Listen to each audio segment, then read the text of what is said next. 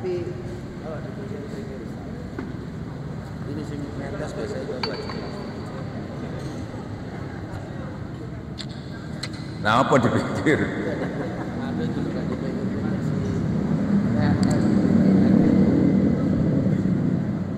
Lumajang.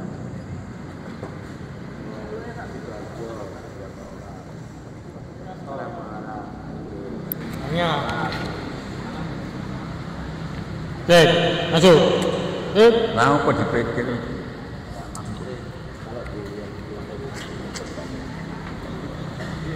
Hah? Buat yang tanya-tanya deh. Oh iya. Tanya-tanya. Oh iya, ini Tempat-tempat perwakilan kita. Itu kan cuma ambisi-ambisi aja. kalau mau tanya. Tujuannya itu kemana? Iya. Sekarang anak Maunya rumahnya itu tujuan anak apa? Jelas. Apa anak mau kita tujuan? Apa anak mau silaturahmi? Apa anak? Apa yang kepiye itu? Apa? Apa tujuannya? Kan pasti orang itu punya datang anak ngaji tujuannya apa? Oh anak ngaji ketemu ustadz ngaji silaturahmi ambil hewan-hewan lah selesai. Bukan nang Trenggalek kok. Ponorogo. Kan gak ono goni dhewe. Kenapa kok kantong-kantong kita gitu loh? Kan Nah, dari situ kan kita bisa menyimpulkan. Kesimpulannya kan bisa disimpulkan. Tujuannya nggak ada lain. Mau mengembalikan persepsinya tidak. Mau mengembalikan. manusia itu tidak bisa dipaksa. Itu. Ya. Ojo kok nabi gak iso maksa. Iya. Rekam. Ya toh. Iya. Dari ini wong iso maksa wong gak iso. Coba. Nang ngene. Kecuali kita nggak bertorekat, wong syariat ngamuk. Nang ngene apa?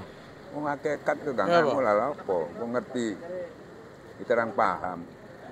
Pikir komputer. Langkah satu langkah aja kalau sudah niatnya untuk bukan untuk ilahi itu damai, sudah rusak.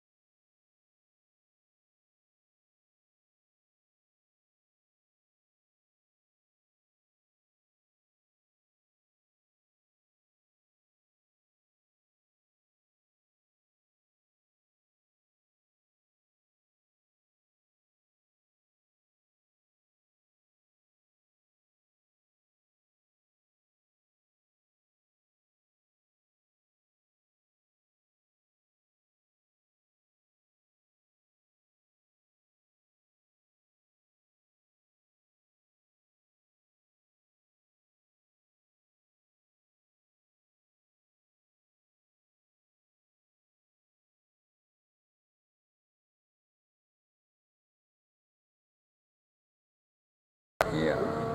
Kita tidak pernah jual sate, kapan kita pernah jual? Tetap apa sih itu? Abahnya. Dek, 1, 2, 3. Nah, itu suaranya apa ya, Pak? Masuk enggak?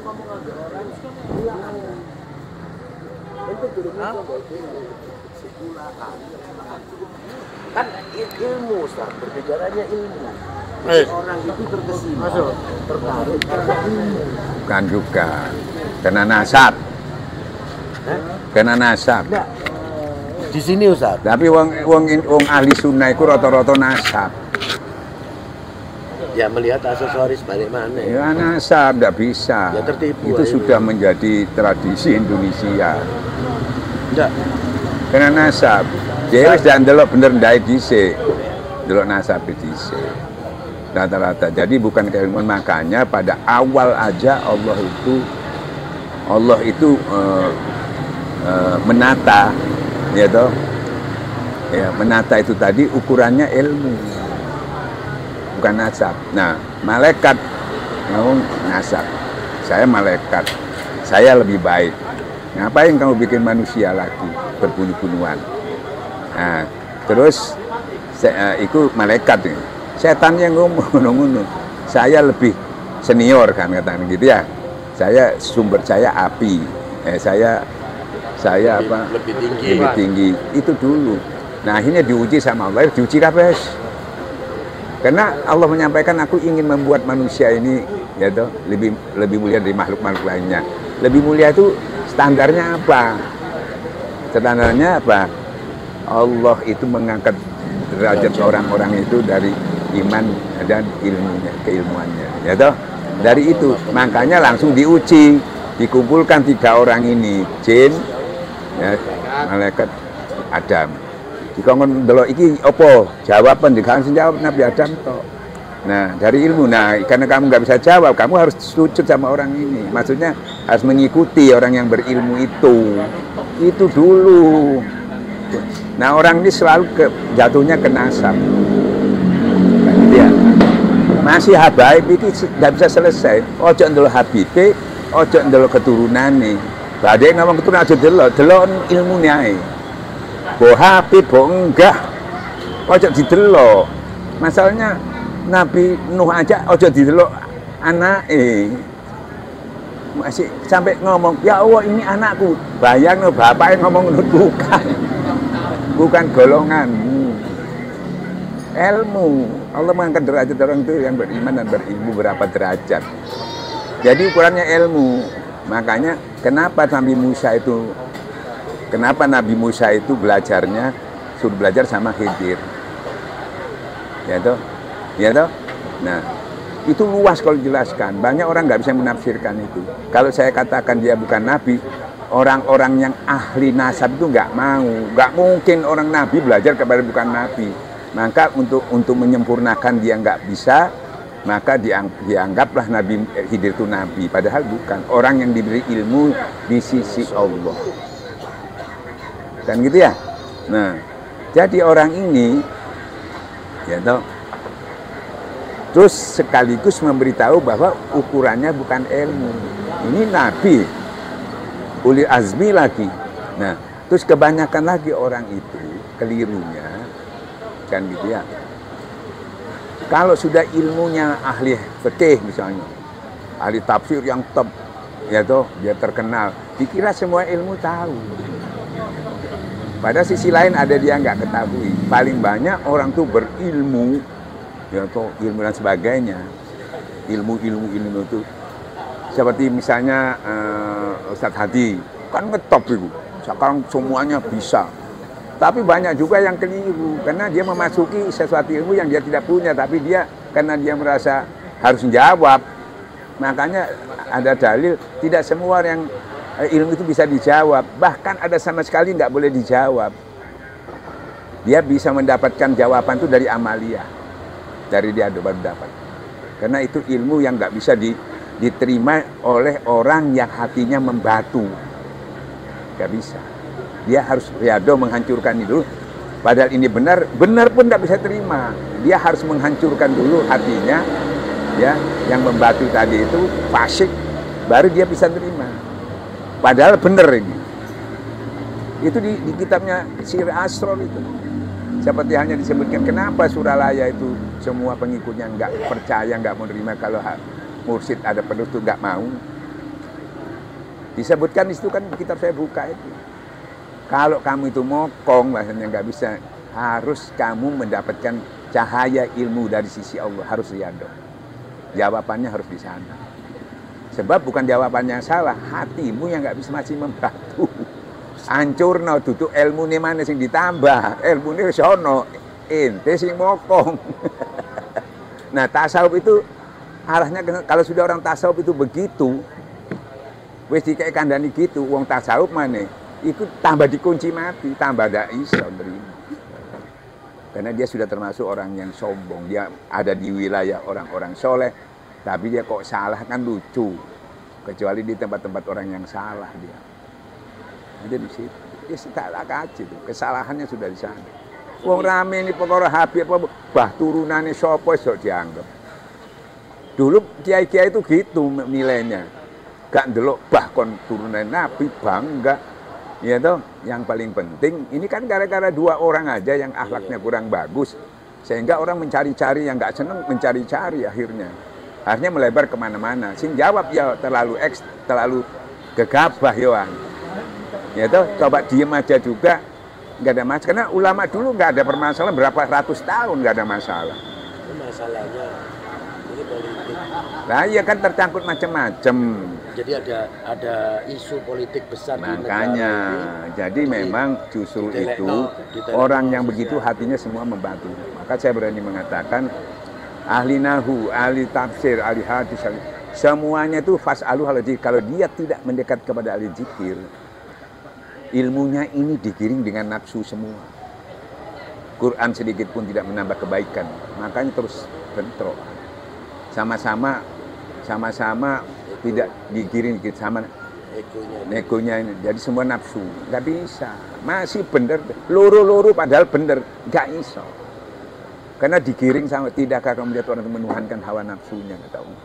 Berusaha itu kuno. Makanya kalau kamu nggak bisa, satu-satunya itu bisa selesai kalau dia dekat sama, karena dekat dengan Allah itu langsung ilmu itu tersaring, langsung itu terbuka hijabnya, steril, baru bukan lagi dibaca, melihat langsung.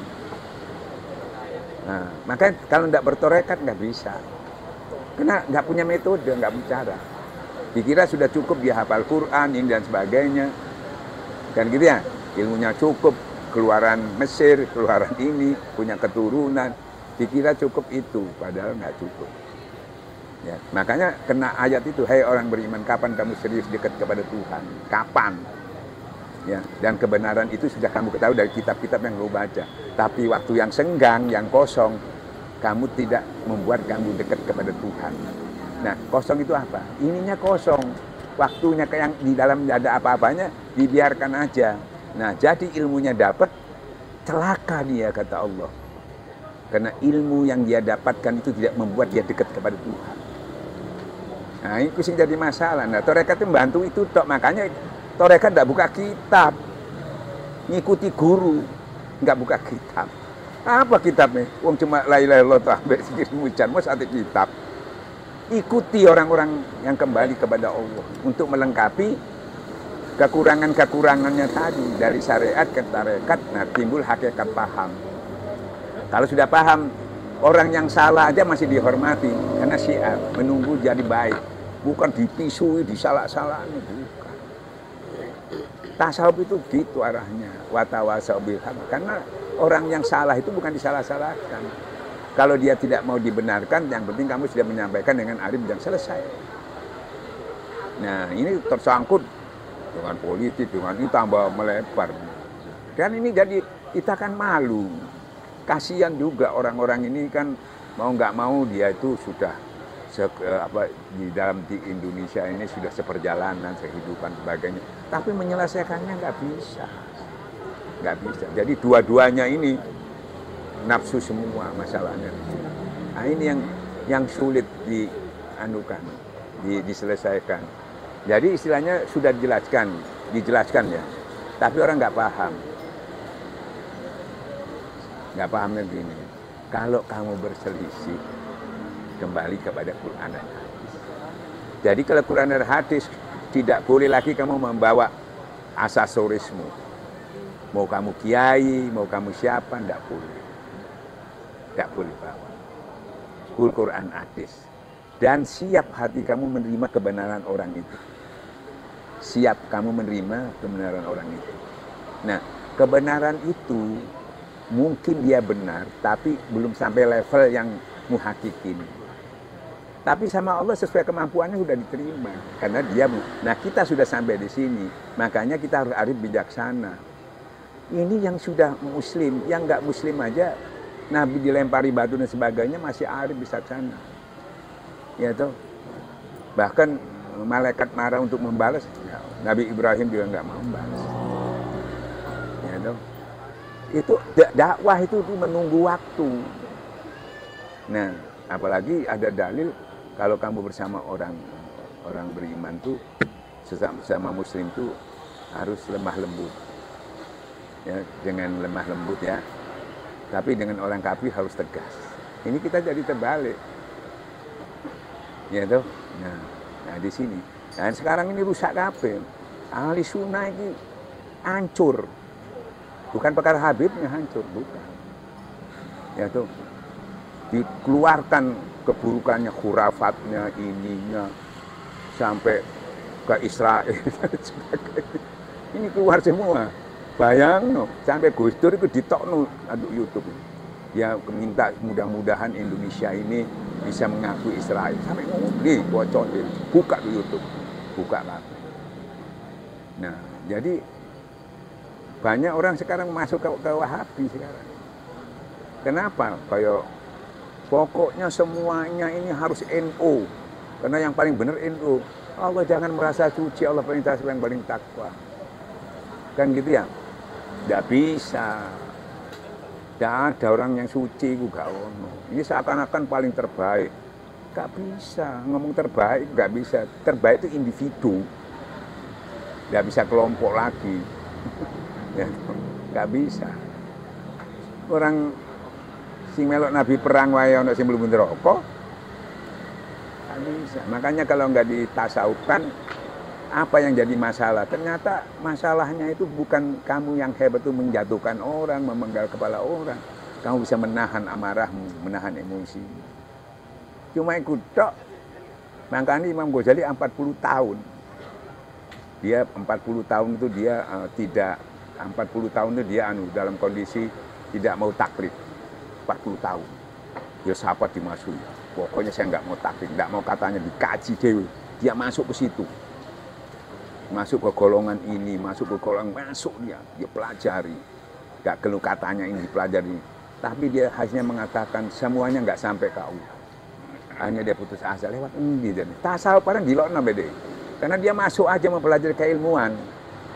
Bayang, tasawuf aja disalahno be. Apa tasawuf itu ngawur dan ini, khurafat dan sebagainya. Ngomong sakar PTW. Nah, kan gitu ya. Nah, akhirnya dia nyerah. Kesenangan dia aku itu. Tapi karena kesungguhannya dapat pertolongan dari Allah. Mari ditalkin selesai. Baru paham ya. Oh, kamu itu menyampaikan kok. Tidak menentukan. Nah, kalau memang tidak kelem kan ngotot adalah apa?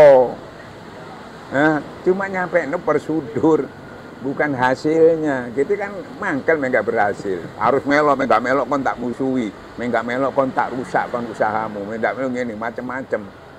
Enggak melok dihujah terus, dielelekno. Iki kon melok kene kan melok kono.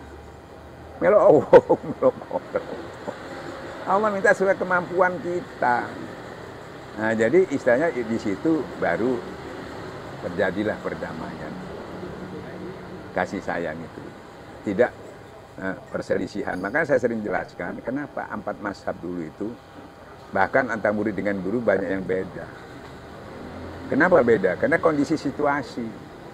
Karena fikih itu salah satu tidak murni dari Rasulullah. Ada sebagian pemikiran-pemikiran istihad ulama. Karena kondisi situasi kayak Islam Nusantara di Indonesia ini. Wis kon lebokno ta? Masuk. Iya enggak apa-apa.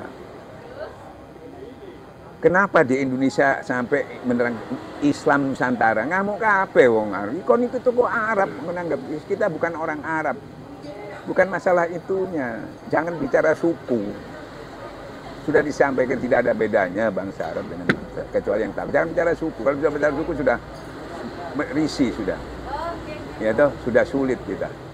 Nah, kita menghijab diri kita sendiri. Kenapa dikatakan Nusantara? Karena seakan-akan Islam di sini kiainya nyampaikan kurang jelas gitu loh. Karena kita berada di Indonesia yang beda cara-cara ibadah mahdonya hampir sama, ibadah mahdonya banyak yang berbeda-beda. Ada tahlilannya, ada yasinannya, ada gini, ada ilmu-ilmu hizib-hizibnya. Kenapa ada itu? Kan gitu ya. Pertama yang harus diketahui, Islam di Indonesia ini datangnya keadaannya tidak sama dengan di Arab. Ya toh. Di Arab itu tidak ada orang kebal, itu nggak ada. Wong sakti ku hampir gak ono. Sahabat-sahabat kabeh luka. Kan gitu ya. Nah, dia prinsip pokoknya yang sakti itu kalau mati syahid itu sakti. Kalau kita kan nggak mati syahid. Kalau di sana Syahid yang sakti itu mati syahid itu sakti. Siapa yang mengatakan mati orang syahid itu? Nah, itu nggak mati toh. Nah, pemahamannya beda. Karena apa? Karena orang-orang sana itu di sana tidak ada Hindu Buddha masuk ke sana. Nah, orang Hindu Buddha itu ahli bertapa, wonge ahli kandu sakti-sakti wonge. Nah, datanglah orang-orang itu menyampaikan ilmu, tidak bisa adu sakti. Makanya orang sini, orang Jawa itu ya topo yoan, tapi topo nang opo. Nah, makanya adu kesaktian akhirnya. Makanya banyak di sini film-film itu adu kesaktian. Itu kono gak ono. Karena sana tidak terpengaruh dengan Hindu Buddha. Cuma Lata Usha toh. Asli Arab Lata Usha itu bukan import. Kan gitu ya. Nah ini kan Hindu, Buddha, belum lagi agama. Dan di Jawa ini khususnya kelebihannya, dia sudah punya dasar ukhuwah, sudah punya gotong royong sebelumnya, akhlakul karimah itu sudah ada, dia sudah punya dulu ya, makanya beda. Nah di sini saya tanya sama Abah, kenapa Abah kok bisa di sini tuh ada gini-gini, kok di luar enggak ada? Abah tanya, karena di sini kata Abah itu, ya toh orang-orangnya karena pakai kesaktian, kita harus pakai ilmu, enggak jadi belum bisa. Kalau di Arab langsung bisa, karena nggak ada campur yang lain. Bedanya di situ, makanya menundukkan Madura pada waktu adu keris kalau munyeng sampai menyerah, dikirimi upeti nggak mau, kirimi keris tarung gitu. Nah sekarang saya bilang, Abah kita mau pakai sekarang juga, jangan, ilmu sudah masuk banyak, udah paham, jadi itu tidak perlu dipakai lagi, tidak ada gunanya ya toh. Nah yang dipakai apa ya, yang dipakai dalil, diplomasi dengan dalil, karena orang-orang sudah banyak yang tahu dalil. Nah itu jadi tiap zaman itu berubah. Nah makanya salah satu masalahnya itu orang-orang Wahabi itu komplain, karena ada cerita dari Ustadz Hadi mengatakan bahwa pertemuan wali-waliullah ya Ampel ini, termasuk yang dipanggil itu Sunan Kalijogo, nama Sunan Ampel. Kamu itu di sana itu di mana Kudus itu kok masih campur aduk antara Hindu dengan Islam, kok nggak murni? Dijawab sama beliau itu, waduh Islamnya, Hindunya itu terlalu kental budanya, terlalu dalam.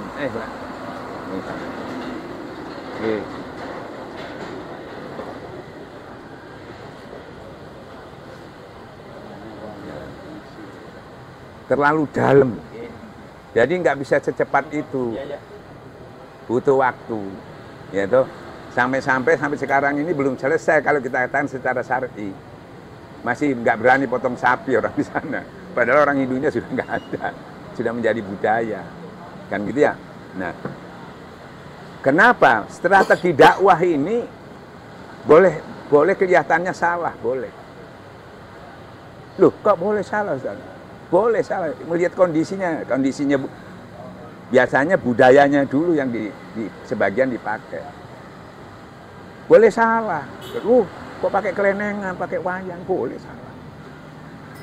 Karena Nabi juga pernah dakwahnya, kalau waktu dakwah bukan masalah hukum, salah Rasulullah memutuskan sesuatu, salah. Contohnya, ada orang datang, ya Rasulullah saya sudah senang dengan Islam, tapi saya nggak bisa meninggalkan minum, zina, judi, ya toh? Dia sampaikan gitu. Rasulullah nggak nyinggung, nggak mengeluarkan dalil. Kalau memang dia salah gitu, kalau memang Rasulullah itu memang harus pakai dalil dong. Dalilnya nggak boleh keluar daripada dalil. Ya, jangankan zina, deket aja nggak boleh kan gitu, harusnya gitu. Tapi nggak nyinggung itu, kamu nggak bohong bisa nggak? Aduh, apa urusan? Sebab kalau nyinggung itu, di Al-Quran itu orang lupa, keras itu bukan omongan. Ya toh? Orang ini butuh waktu. Arif bijaksana itu. Istilahnya makanya katakan banyak orang mengatakan abah itu lemah. Lemah itu dengan arif bijaksana itu hampir sama. Tapi yang lemah itu lemah tidak berbuat apa. Kalau siar itu dia membuat satu strategi, ingin membuat sesuatu. Jadi beda lemah dengan arif sama bijaksana itu. Nah, jadi terlalu keras, lari nanti dia. Kan gitu ya. Nah, kayak Nabi terlalu keras misalnya. Ya Allah, sudah hancurkan aja orang ini dengan gunung di Taif ini. Nah itu keras, bukan lari-lari habis. Lesing kon dakwai sopo. Makanya jangan ya Allah, itu banyak orang lupa di situ. Nah Kudus itu akhirnya sampai sekarang sampai nggak masjidnya gak wani, tetap masjid tapi menoroe tetap tidak berani masjid utuh gitu kata. Sampai sekarang tuh karena sudah dipikirkan sampai begitu. Nah akhirnya Sunan Kalijogo ini ditanya sama sahabat, nanti yang gimana selanjutnya kalau kamu mati? Ya ada kiai kan yang urusan ulama. Oh ya sudah gitu. Nah ini didengar oleh orang Wahabi. Nah dia mau masuk ke wilayah itu untuk membenahi karena ada cerita bahwa saya mau membenahi orang-orang ini masih banyak hurafat dan sebagainya. Kan gitu ya. Nah salah satu hurafatnya itu banyak memang. Misalnya kalau yang serem itu istilahnya apa namanya sesajen ke laut. Ya toh kalau panen dan sebagainya itu kan kasih kelihatannya masih kayak Hindu-Hindu betul lah ya dah. Tapi lupa strateginya wali-wali dulu tidak menghilangkan ritualnya. Makanya selalu dikiring dengan zikir-zikir mengeluarkan itu tapi dengan zikir. Ngerti? Kalau langsung ritualnya orang itu langsung marah. Tetapi bisa alasan juga orang sekarang. Kan sudah zaman dulu masa kayak makanya kita mau benahin. Tahlilan tuh tidak ada di mana-mana cuma di Indonesia. Karena di sini ada Hindu, di sana nggak ada. Jadi ada tahlilan. Hindu yang begitu Sunan Kalijogo. Nah orang tahlilan ini nggak ada. Ini mau dibenahin. Ya toh. Orang yasinan nggak ada mau di mana. Orang maulutan ada. Karena yang mencetuskan maulutan bukan di sini, termasuk Raja Erdogan itu dari Turki. Nah, alasannya ada. Karena tidak ngerti syiar itu boleh menghidupkan syiar. Jadi istilahnya bukan akidah, menghidupkan syiar. Kalau saya mengatakan istilah saya, carikan jalan orang ini supaya dekat sama Tuhan. Misalnya dia di situ ngobrol, ada orang mati, gapleng, minum-minum, carikan jalan. Dicarikan jalan, wali-wali disuruh, ayo ini dimakan, jangan dibuat sesajen. Nah, baca kulhu, tawud semua, la ilaha illallah. Itu kan syiar Pak, dicarikan jalan. Dia cuma melihat Nabi tidak pernah melakukan. Itu tok dasarnya. Kan gitu ya. Ya, memang tidak, ini syiar. Salah satu metode cara orang ini supaya dekat. Misalnya kita nggak pakai beduk, kamu datang ke sini, terus orang mau datang, kamu pakai adan, gak kira teko. Nah makanya pakai apa? Afala ya takilun, pakai akalmu, pakai ayat-ayat kauniyah, ayat lapangan. Nah itu kekurangannya pakai istihad. Gitu? Nah ada orang kumpul-kumpul. Ibu-ibu arisan misalnya kumpul-kumpul ngobrol, mau coba salamatan, kan dicarikan jalan. Syiar memang nggak ada, tapi syiar itu banyak cara bagaimana carilah jalan untuk dekat. Ini nggak pahamnya di situ. Wah, gak nerang dong ini. Mempertahankan ini dari Rasulullah itu kan ini kita bicara paham. Bukan bicara dalil lagi. Dalil lain nggak paham, salah paham. Nah ini yang kadang-kadang kita menyampaikannya salah, seakan-akan benar. Memang salah. Salah, memang salah. Istihad itu. Tapi janji Allah. Dan kalau salah tapi dapat satu. Satunya itu pentingnya karena untuk kebaikan. Memang salah istihad itu. Karena bukan Quran hadis. Tapi yang mengiyakan itu kan Nabi juga. Salah memang nggak Quran hadis. Tapi kalau dikaji betul kan hadis itu Nabi yang ngomong lah hadis Wan, tak bener nih. Kan gitu ya. Cuma seakan-akan karena itu dari akal manusia, karena tidak ada di Quran di hadis yang disampaikan, dibenarkanlah itu. Nah, maka dapat satu, benar penting. Nah, akhirnya kayaknya tadi dia dapat info bahwa ada kiai yang harus melanjutkan, maka dia harus Wahabi ini mengambil kesempatan. Ustadz Hadi mengatakan kesalahan kita akhirnya, karena kita nggak mau nerima. Nah, ini nggak paham juga. Kenapa nggak diterima? Nah, ini strategi dakwah itu perlu strategi, nggak asal-asalan. Maka saya kasih ilustrasi. Ibaratnya NU ini punya mobil Mercy, rusak, didatangkan Toyota yang nggak mau, Pak. Wong Syafi'i, Imam Syafi'i diwatakno di lebokno Maliki ya gak iso. Nah, ini kalau salah strategi, pengunang Sidotopo di Setakon. Lah kan bener ya, kan enggak bisa. Iya. Ya toh? Nah ini. Syafi'i. Nah, ini yang benahi. Nah, maksud saya orang-orang ahli sunnah ini juga kamu harus mengkoreksi juga anak yang kelewatan orang dikir sampai gini-gini. Ojo dijarno. Itu kenapa lagi tren, tapi dibenarnya kalau kita begitu juga langsung Sayyidina tutup, berhenti semua kalau dia enggak mau berhenti.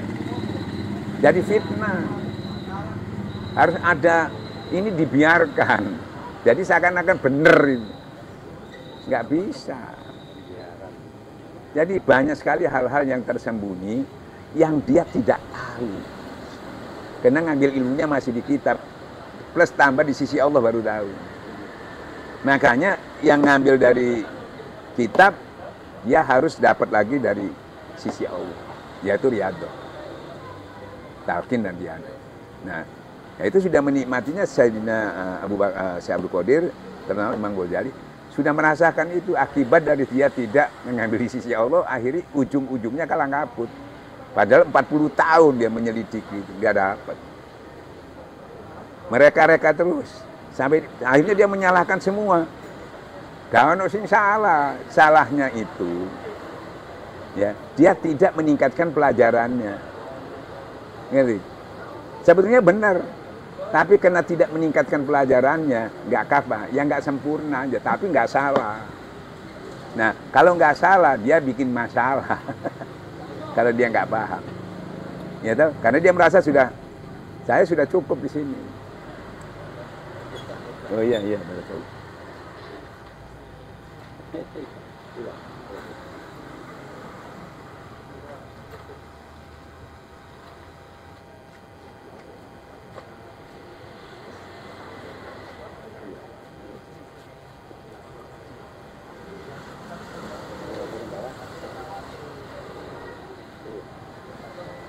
Jadi nggak salah.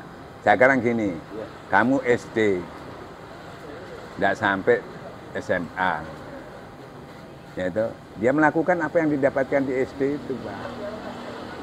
Sesuai kemampuan. Makanya surganya anak pitu, anak kelasnya dewe-dewe. Sing penting tauhidnya nggak hilang, yaitu. Nah, jadi akhirnya ini umpamanya saiki teko Muhammadiyah ke teko Wahabi apa ceramah dia wis ambil ansor. Dibirang salah ya opo, secara kasat mata ngawur ansor wong apa yang ngajar pengajian. Tapi ada hal-hal yang orang nggak tahu apa masalahnya kok tidak boleh. Kalau saya ditanya yaitu sebetulnya yaitu kalau kamu daerah itu pasti menolak kamu, udah jangan ke sana. Ya toh. Nah, kedua, ya toh, orang-orang ini tadi, ya toh, juga tahu yang didatang ini tahu, kan gitu ya. Cobalah jangan sampai dia datang baru kamu suruh pulang orangnya. Dia tahu ada gitu, sampaikan kepada panitia. Masalahnya apa? Diaturkan ada kelas fisik tambah bahaya lagi, lebih baik dia disuruh pergi. Kan gitu ya. Walaupun kamu merasa dihinakan, dapat ini tambah besar nanti. Kondisinya kan tidak bisa digathukno ya apa ya gak iso. Jadi harus paham kalau kamu tahu, oh di daerah ini aku wedi tersinggung. Atau kamu boleh ke sana. Kamu nggak bicara macam-macam gitu loh. Bicara tauhid aja. Jangan nyalah-nyalahkan kan gitu ya. Nah, tapi sudah kadung dicurigai pasti wedi ngomong ini, padahal belum tentu juga. Banyak disaring, nggak ngomong apa-apa, nerangkan seorang ibu, nerangkan masalah cerita ada, tapi sudah nggak bisa, kan gitu ya. Nah, jadi akhirnya kita sudahlah, jangan sampai timbul perpecahan, ya. Ini bisa ambil kebijakan, jangan sampai terjadi bentrok, kan nggak bagus kelihatannya. Ya saling mengalah. Jadi di mana kesalahannya tadi? Yaitu tadi, udah tahu kamu masuk daerah yang sudah nggak cocok, kamu sudah dicuragi, kamu paksakan. Jadi ini disalahkan juga nggak bisa, ini disalahkan juga nggak bisa. Harus dua-duanya menyadari sebetulnya gitu. Ini disalahkan bisa dong, mau ngajar kebenaran kok disalahkan, nggak salah kan? Ini juga menolak, aku khawatir, engkau dukung ini bisa ribut. Ya nggak salah yoan. Jadi masing-masing harus memahami itu sebetulnya, jangan sepihak, nggak iso. Nah ini harus duduk bersama kita terangkan gini, ya toh. Wong sampai dalilnya Allahumma rabbuna wa rabbukum, coba ya. Itu sama orang Kristen aja ngino. Tuhanmu itu aslinya podo, kami Tuhan kami. Cuma kamu nggak tahu persis Tuhan kita itu, karena kamu tidak mau baca kitab Al-Quran. Kalau ditanya sama siapa Tuhanmu, Allah. Tapi kamu nggak baca Quran, nggak tahu Allah itu kayak apa, kelakuannya ya apa, perbuatannya apa, kamu nggak paham karena nggak mau baca itu tadi. Kan gitu ya. Dan tidak cukup mengakui Tuhan kalau tidak mengakui Nabi, tidak mengakui Quran, kamu ya nggak bisa. Kan gitu ya. Kalau kamu kan enak cuma ngakui Yesus tok, gitu. Nah, jadi itu aja kamu jangan kamu bertengkar, ya toh. Ya toh, Allah paling tahu siapa yang paling benar di antara kamu. Apalagi sesama kita. Nah, jadi semuanya pakai nafsu, nggak bisa. Sampai sekarang nggak bisa. Dia harus. Nah, kita umpamanya ngomong, ya tuh, ngomong tasawuf misalnya. Dia sudah alergi, kita misalnya tasawuf alergi. Wah, apa? Tambah sesat itu. Jadi jangan alergi kalau masalah ke ilmu itu jangan alergi dulu. Apalagi ada Quran dan hadisnya. Dia salah karena perintah Allah kalau Quran dibacakan diem, dengarkan baik-baik supaya kamu mendapatkan rahmat. Dasarnya diem dulu, dengar supaya dapat rahmat. Iki enggak langsung didelok, iki tasawuf iki langsung dibangun. Kan gitu ya. Nanti masalahnya mah di situ. Makanya saya ngambil kesimpulan, memutuskan bahwa kesalahan ini tadi sebetulnya masing-masing ini tidak sampai kafah. Kalau disimpulkan lagi sempurnanya Pak, tidak kurang dekat sama Tuhan. Karena seperti saya katakan tadi, ada ilmu yang kalau disampaikan walaupun benar dia nggak bisa nerima. Kenapa nggak bisa nerima? Padahal benar. Karena hatinya membatu, nafsunya yang. Jangan sampai ngomong, lihat kamu siapa? NO wis gak gelem. Sing NO kok Wahabi wis gak gelem. Iya. Iku wis membatu. Nah, watu ambek watu tuh yang murni. Nah, kan gitu ya. Jadi di saya Bukhari menyampaikan kalau hatimu sudah keras seperti batu mokong, nggak bisa lah harus riado, dihancurkan dulu, baru yang kamu katakan salah itu bisa membenarkan, Pak. Bukan salah ilmunya, Pak, nafsunya yang melihat itu. Jadi Quran sedikit pun tidak menambah kebaikan pada orang zalim itu. Sudah zalim ya. Cuma dokuno permainan ini dokuno. Makanya orang-orang tasawuf itu punya metode. Tinggalkan orang yang bermain-main itu dalam kesesatan. Sebutlah Allah, tinggalkan. Percuma kon ngomong sampai elek dokuno gak kira belok ini salah. Belok ini salah, setinggalan aja. Furu ilallah, wis melayu. Wong sufi akhirnya minggati ke gara-gara ngono. Wong ini akhirnya dikunci mati. Ya toh. Padahal pada bener Tapi dia benar itu minta pengakuan yang Muhammadiyah Wahabi minta pengakuan dia benar kepada Ahli Sunnah, NU minta pembenaran sama Wahabi Muhammadiyah. Ngapain dia minta pembenaran sini yang Allah pembenaran itu? Dia minta diakui kan sama ini minta diakui, nggak bisa. Nggak bisa. Nggak bisa.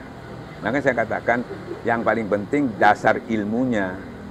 Jangan kamu melakukan sesuatu yang kamu tidak punya pengetahuan tentang apa yang kamu lakukan.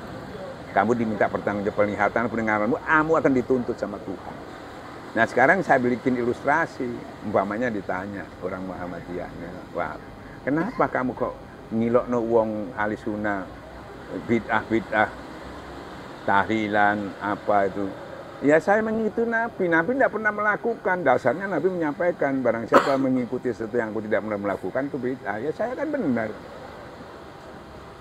Ya, apa nyalahnya itu benar. Kan gitu ya. Nah, yang penting dia punya pengetahuan berarti. Yang dia tahu cuma itu. Ya, dan benar.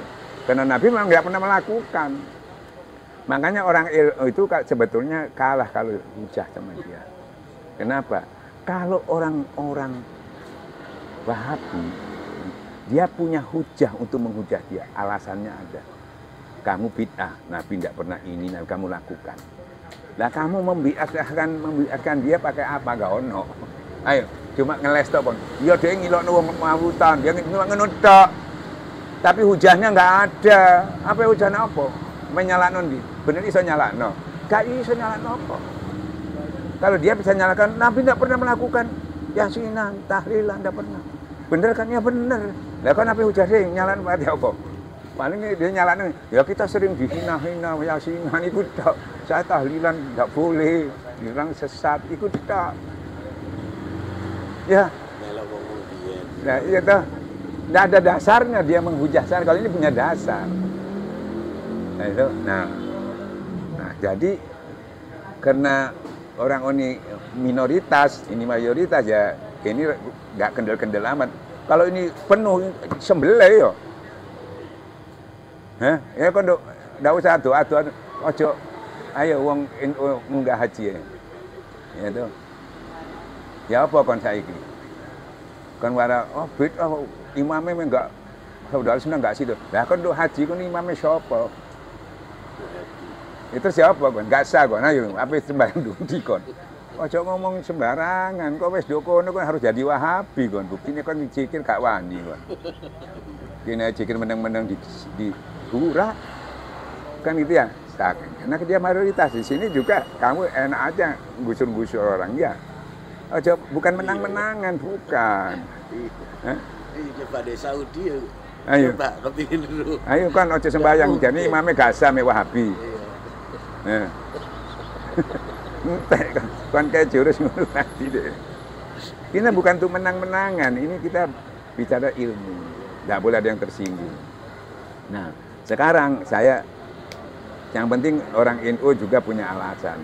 Supaya ditanya sama Allah, kenapa kamu kok mau lutan dan sebagainya. Nah itu tadi yang jelaskan. Ya, saya pakai strategi dakwah ini. Bukan hukum, bukan akidah. Ini strategi dakwah. Dan ada perintahnya, carikan jalan untuk orang dekat sama Tuhan. Oh ya, bener. Mana yang paling terbaik? Bukan mana yang paling buruk, semuanya baik. Mana yang paling terbaik? Jangan kamu mengatakan orang lain tidak baik, pasti yang bukan tidak baik itu lebih baik.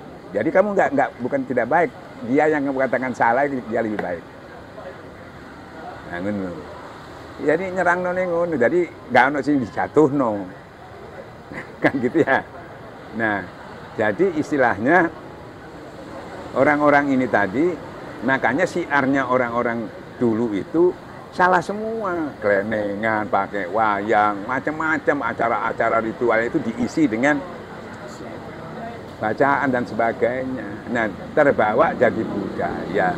Makanya orang-orang Ahli Sunnah ngambil kesimpulan ini beda kepada yang lain karena ini Islam Nusantara yang isinya beragam, tidak seperti di Arab. Saya bukan Islam Arab. Nah, tersinggung mau ngarep mana lu? Wong teko Arab gegeran maneh. Diwara teko Arab teko ndi medah teko Arab, kok Nusantara. Kayak ini di Jawa juga ada Islam teko ndi. Gak iso ngomong sing salah. Ngono tapi ubek-ubek. Saya minta sama Allah itu penting karena saya menghadapi umat. Saya pakai jurus ini. Mau terima enggak?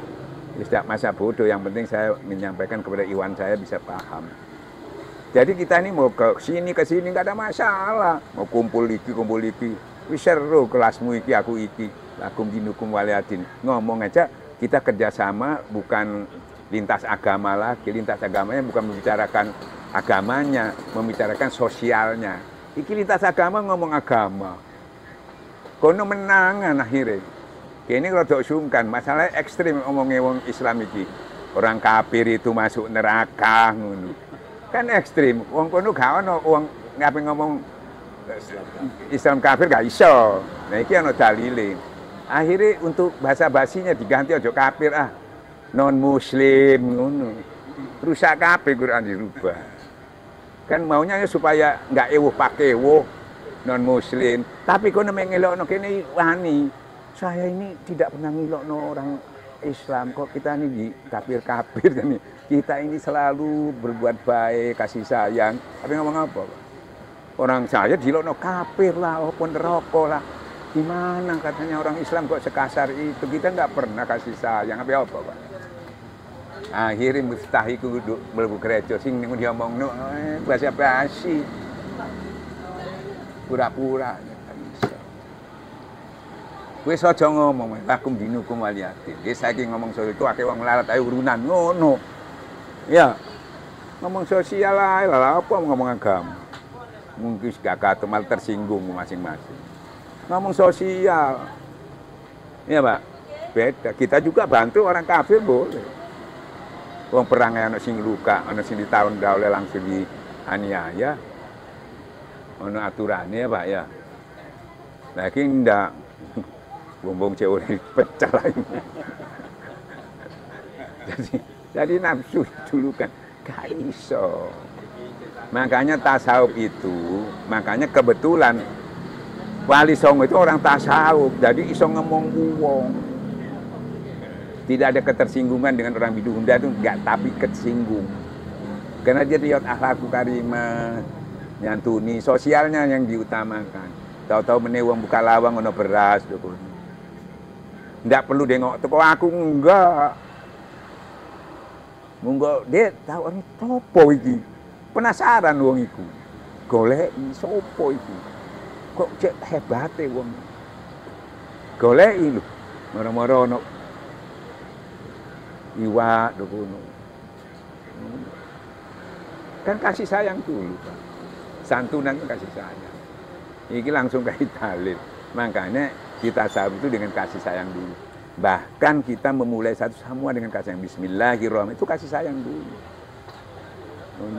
Jadi syiar itu bukan hasilnya, prosedurnya. Biar kamu kalah dan secara fisik tidak berhasil, bahkan kalah. Tadi yang dikatakan hebat yang menang itu siapa? Orang yang bisa menahan. Kamu itu bukan orang yang kalah, hancur. Itu wong kafir berpikir ngono. Wong Islam enggak. Makanya kalau pakai logika, waduh, soron dari mau. Ya pokoknya wis dianiaya dan sebagainya. Kamu tahu nggak dalilnya? Pasti kamu kalau pakai akal nggak gelem mlebu Islam. Orang-orang itu, ya toh, orang-orang yang tidak semudah itu kamu masuk surga. Orang-orang dahulu teraniaya, terbunuh, terusir. Berdarah-darah, Pak. Gak gratisan, Pak. Ya, apa sih? Mereka mati logika. Wah, soro. Ya, memang begitu maunya Tuhan. Ya, apa sih? Gak bisa. Sekarang kamu dihitung, umpamanya kamu teraniaya, terbunuh bahkan. Ya, itu. Berapa menit sih orang itu kalau dianiaya sampai mati itu? Sebentar aja. Tapi dia dapat Orang bisa ngomong, petinju ndak apa-apa loro ajur-ajur titip oh bayarane gede lah ngono. Ya entem sampe remes semaput to gelem. Iki swarga. Kok ndak gelem. Gak ketok soalnya. Gak ketok. Bayang diantemi sampe bunyek gitu.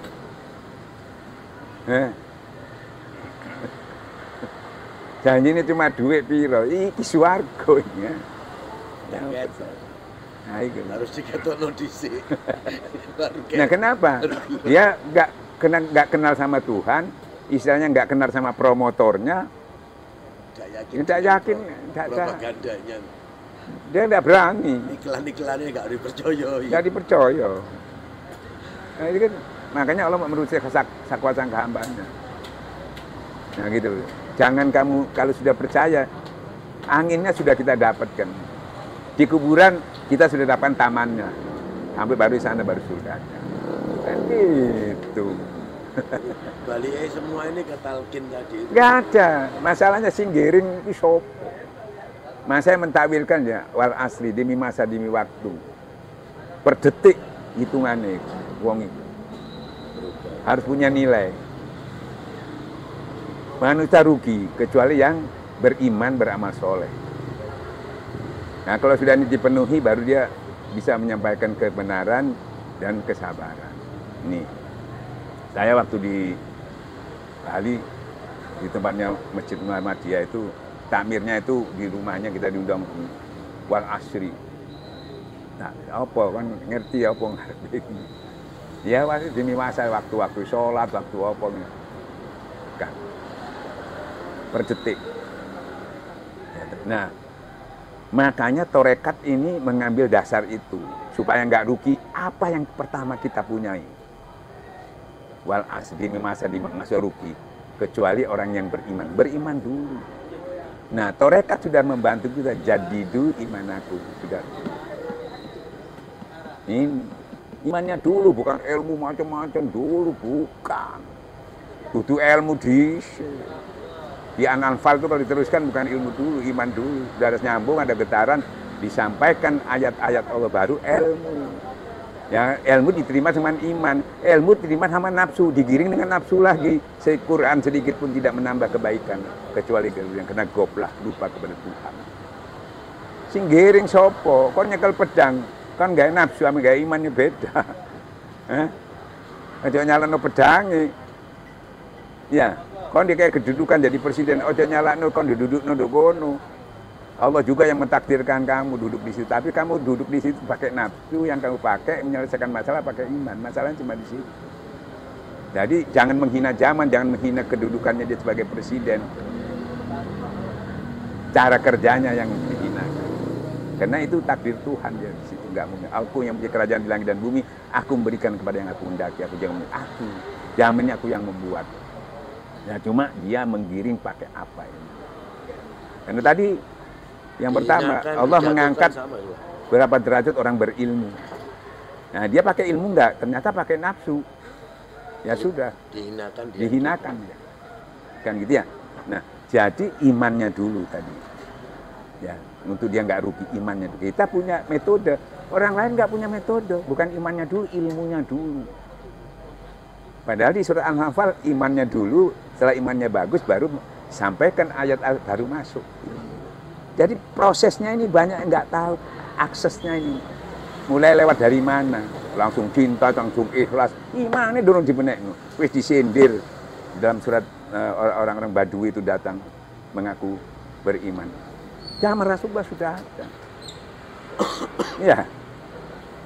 Jadi, Rasulullah bengong-bengong. Di BCI baru. Karena iman belum nyentuh. Dia masih berislam. Sekarang kita bisa lihat orang sudah sholat, sudah puasa, dikira sudah iman, belum. Masih berislam, imannya belum tersentuh. Makanya karena belum tersentuh dia selalu rugi. Ibadahnya jalan, maksiatnya jalan, ruginya di situ. Makanya di sini imannya dulu, baru iman apa? Wal asli dimi masa rugi kecuali beriman dan beramal soleh. Nah, amal soleh ini yang nggak paham. Semuanya mengatakan sholat, puasa, zakat, haji itu amal soleh. Ya toh? Benar secara syariat. Tapi kamu melakukannya nggak digiringi dengan keimanan. jadi amal salah. Wah, ini giringnya. Hah? Yang giring, nah kita disuruh amal soleh itu yang mensterilkan. Nah, amal soleh itu apa? Kalau dijadikan amalia, amal soleh itu zikir itu. Zikir itu siapa? Jadi kita digiring sama Allah, bukan lagi menuju Allah, bukan. Mereka menuju Allah kan nangke ini kan didangduk ini. Hah? Iki bersama wisan. Jadi kamu digiring, bukan menuju Allah, bukan lagi. Nah, tarekat itu membantu itu. Nah, kamu giring. Baru sampai kemana? Digiring sampai kemana nih? Ke Allah lagi yang boten. Kemana? Ke manusia. Syiah wa tawassaw bil haq, menyampaikan kebenaran dan kata ke manusia. Itu nang Allah mana. Nah, masalahnya kebanyakan orang masuk neraka itu bukan dari Tuhan, dari masalah kita dengan manusia. Ya. Biar dia masuk surga. Kalau dia punya salah manusia, nggak bisa pending deh. Bukan. Makanya dua yang diminta sama Allah, setelah di Anfal itu disebutkan, setelah orang itu beriman, maka talqin dulu, jadi diimankan. Nah, setelah imannya sudah bagus, berarti nyambung, ada getaran. Setelah ada getaran, sesungguhnya orang beriman itu baru proses disampaikan ayat-ayat Allah, ilmu masuk. Bertambah-tambah iman, tambah paham, tambah mengerti, sehingga dia bergetar, tersungkur dia menyerah kepada Tuhan, karena dia tahu persis ternyata Tuhan itu luar biasa, sangat menentukan. Dia bisa menyesatkan, bisa memberi petunjuk, bisa memasukkan kamu surga, bahkan orang alim dimasukkan surga bisa, orang jahat dimasukkan surga bisa, karena saking kuasanya. Jadi kamu akhirnya jadi takut, yang alim takut, yang zalim takut. Yang alim takutnya kalau dirubah masuk neraka, kelakuannya dirubah masuk neraka. Ya toh?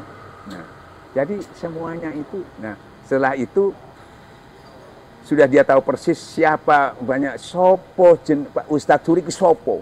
Kalau saya tahu persis kan, kalau nggak tahu sopo Pak Suri, aku apa yang menyerah, apa kelebihan. Saya mau berkasih sayang sama dia, apa yang dia miliki. Gak bisa. Makanya pertama makrifat, kenal dulu kepada Tuhan.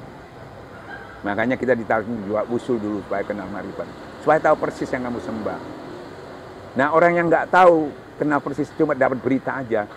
Apalagi yang memberitakan ini satu sisi, Allah tuh maha keras, ya tuh menyiapkan orang tuh neraka dan sebagainya. Orang ketakutan, bergetar hati orang-orang itu ketakutan, kulit orang takut kepada Tuhan. Tapi dalil itu setelah dia berzikir kepada Allah, hatinya langsung tentram. Nah, kenapa? Sebelum dia berzikir, ketakutan dia. Mau lari gimana, mau deket gimana. Setelah dia dekat, oh ternyata Allah itu maha pengampun, pengasih, penyayang. Dia mengutamakan kasih sayang daripada azabnya. Jadi, akhirnya dia lama-lama nggak takut lagi sama Tuhan, karena dia merasa, jadi dia mencintai Tuhan akhirnya. Karena dosamu sebesar langit dan bumi, aku nang, masya Allah, rindu dia kepada Tuhan. Nah itu, jadi pertama dia takut, tahu Tuhan tapi takut. Nah makanya orang sufi nerangkan nggak ada yang menakutkan, hatta dosamu sebesar langit dan bumi, diampuni hatang. Jadi akhirnya dia rindu kepada Tuhan. Kalau nggak benar dia takut, lari malahan dia. Itu strategi dakwahnya itu di situ, diambil kasih sayang itu tadi. Nah, akhirnya dua. Setelah itu dua, cuma Allah minta dua yang sering. Habli minallah, mendirikan sholat. Terus dia membelanjakan sebagai hartanya. Itu habli minallah, cuma dua. Kalau dua ini tidak kamu lakukan, kamu termasuk akan dihinakan dimanapun kamu berada. Nah inilah orang-orang yang betul-betul yang beriman, kata Allah. Dan orang-orang yang betul-betul mendapat petunjuk, dia akan dapat rizqun karim. Anfal. Cuma dua tok diminta. Nggak ada dua. Nah kebanyakan orang ini gugur di dua ini. Masih gugur itu nggak serius. Ya toh, dekatnya kurang serius. Nah kok tahu Ustadz kok nggak serius dari mana? Ya toh. Nah serius dekat itu sering saya sampaikan. Kalau dia duduk berzikir, banyak orang berzikir duduk. Berdirinya sudah enggak, ya nggak serius. Secara logikanya begitu. Berdirinya berzikir, berlarinya nggak serius. Kalau dia duduk berbaring baru serius. Kan gitu ya. Nah, jadi kalau orang saya juga sudah berzikir, tapi Allah minta serius. Kapan kamu seriusnya? Udah serius itu kayak apa? Ya ini duduk kamu berzikir, kalau enggak ya enggak. Ini logika gampang ini. Ya. Nah, jadi tahu serius dong. Ini banyak jamaahnya Ustaz, ribuan. Ya biar ribuan, bukan banyaknya orang, banyak zikirnya. Buktinya aja kalau tidak bertorekat, dia duduk sudah baru mulai berzikir, subhanallah misalnya. Mulai, selesai, tutup, gak zikir manis. Latul hikum. Dilalaikan lagi oleh harta dan anak pinanya. Berangkat ke majelisnya aja sudah nggak zikir. Yang ahli zikir, yang belajar zikir aja belum tentu serius, apalagi yang sama sekali enggak. Makanya untuk serius itu butuh latihan, harus ada halakohnya. Orang bisa hebat dan sebagainya, ada tempat latihan, ada pelatihnya, ada. Kalau enggak ya seperti orang main bola amatiran itu, pancet aja amatiran, dari semelu PSI. Hand jalan terus, offset jalan terus. Makanya harus ada gurunya, kalau nggak ada guru sama dengan belajar dengan setan. Nah inilah, cuma ini kuncinya dua itu. Kecuali kamu mau jadi kiai belajar. Kalau kamu bukan kiai, ngapain kamu belajar, ngapain hadis 1000 itu? Apalagi mati ini kurang seminggu, ngapain hadis kayak apa? Belajar fikih. Wis sampai mati belajar fikih. Dan Allah kasih keistimewaan zikir ini ternyata ya, menolong betul-betul orang yang nggak bisa ngaji, nggak mampu dekat sama Tuhan.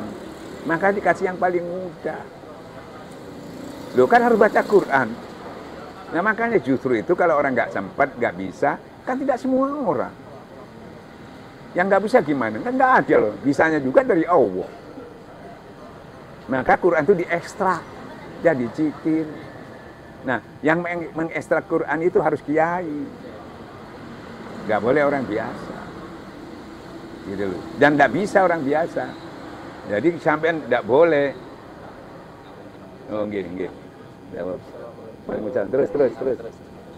Ya. Sikirin kaya. Iki motor doa. Motor ini gak ndelok, atine ndelok. Yang penting, ya atine dibuka misalnya ya. Ya. Jadi kelemahannya di situ. Jadi semua ahli ilmu harus pas alu ala zikir. Kalau enggak, nah, dia ada kekurangannya. Nah, kekurangan ini makan yang menentukan. Nah, kalau mau contoh lihat Imam Ghazali, 40 tahun. Bingung. Bukan tambah yakin sama bingung, tahu. Jadi profesor diangkat ulama, bingung. Kalau saya tingkatkan lagi, tapi orang jangan tersinggung. Rasulullah aja bingung. Pertama menerima ilmu masih bingung. Ilmu masih membingungkan karena belum membuktikan benar apa tidak. Rasul, iki benar apa enggak aku oleh iki. Sampai bojone, enggak mungkin Allah mau mencelakakan kamu karena kamu orang yang selalu menghubungkan silaturahmi. Selalu menyambung mengambil masalah orang lain untuk menyelesaikan. Dengan dasar kebaikan itu untuk meyakinkan, tapi tetap keraguan itu ada. Akhirnya mencari pembenaran lagi, Nabi itu masih mencari pembenaran. Kita orang is koyo yo. Tapi maka Warokah bin Nawfal ya, ini saya ini bener apa enggak? Mungkin ini jadi Nabi, mungkin wis enggak wis ya toh. Akhirnya apa? Enggak akal-akalan dia buka kitab, pakai ilmu, Pak. Jangan ngawur-ngawur tak delok iso kono. Ate dalil iki. Nah, setelah benar baru dia menyampaikan kepada sahabat kalimat la ilaha illallah. Masih mengenalkan Tuhan, tapi sekedar informasi. Setelah itu beliau karena masih dalam ingin lebih jelas lagi, dia naik lagi ke atas. Nah ini ilmu ada di sisi Tuhan, tidak ada di kitab. Kan ya? Istilahnya kalau baca yang Kitab Sudur kamu tahu. Orang yang dekat sama Allah, orang yang berzikir dan sebagainya, semua bukan saya aja. Dia akan diberi ilham untuk menyelesaikan masalah.